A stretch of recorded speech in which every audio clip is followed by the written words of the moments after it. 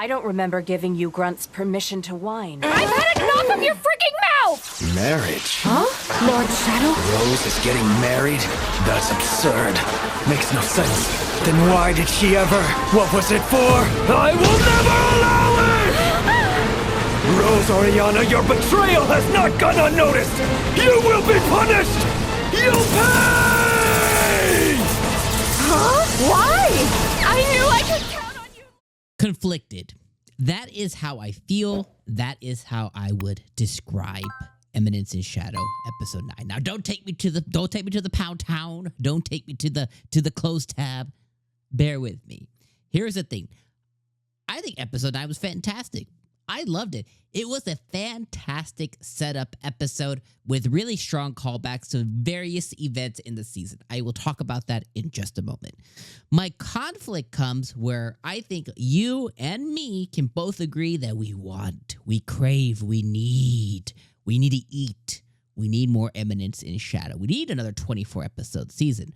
But sadly enough, we got a 12-episode season. So where my sadness comes in, where my conflict comes in, not because this episode was bad by any single means of the word or anything. My conflict comes in because episode 9 did an awesome job of setting up what's to come, but at the end of the day, there's only 3 episodes left to come.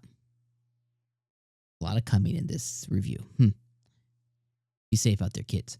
But there's episode 10, 11, and 12. So there's 3 episodes. I would be remiss to think that they're going to be able to bundle up Princess Oriana's arc that she's about to have here with Sid. There's just no way. We're going to be left on some kind of cliffhanger, like absolutely without doubt. And my issue with that is I don't think, if you've watched any of my videos, you know Princess Oriana, #1 for ya boy. I love her. She's my favorite character in the show, and I've been waiting for her to get more spotlight. This is finally that moment. Also, Delta's really, really close because she's been awesome this season. But I've been waiting for her to get more highlights, more spots, more screen time.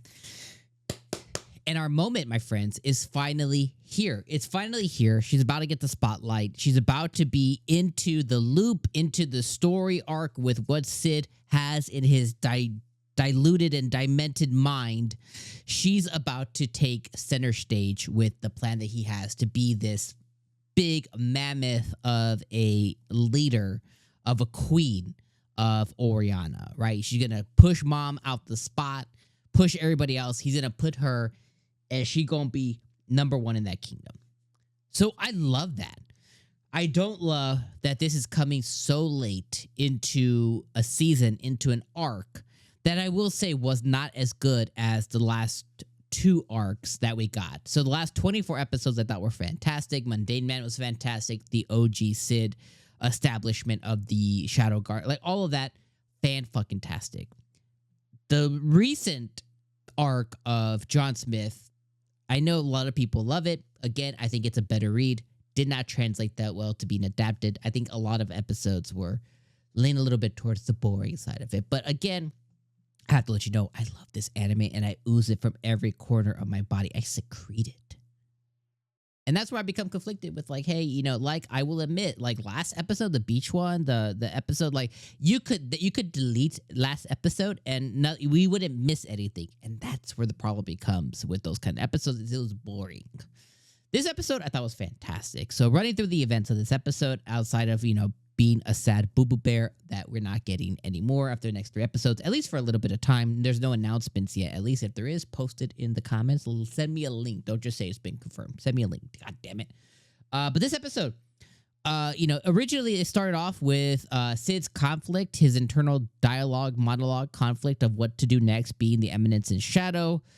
Being in the dark, you know, again, cornerstoning the fact that he's in the dark about a lot of things. He just needs to open his eyes and fucking listen.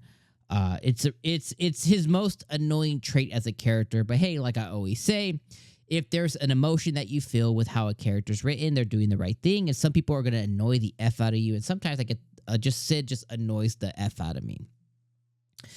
He just needs to sit and just listen to the things going on around him, and he would be so much more well-established and have so much more knowledge. Anyways, I digress. He's sitting there deciding his next steps. He decides on Oriana. All right, cool.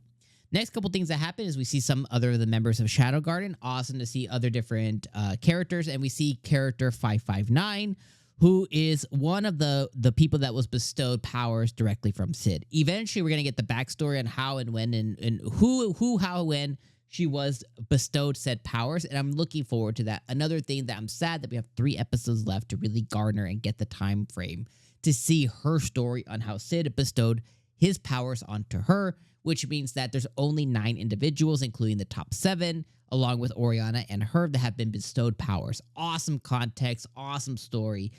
Freaking love that stuff. She's apeshit, crazy, and demented. Also, love that.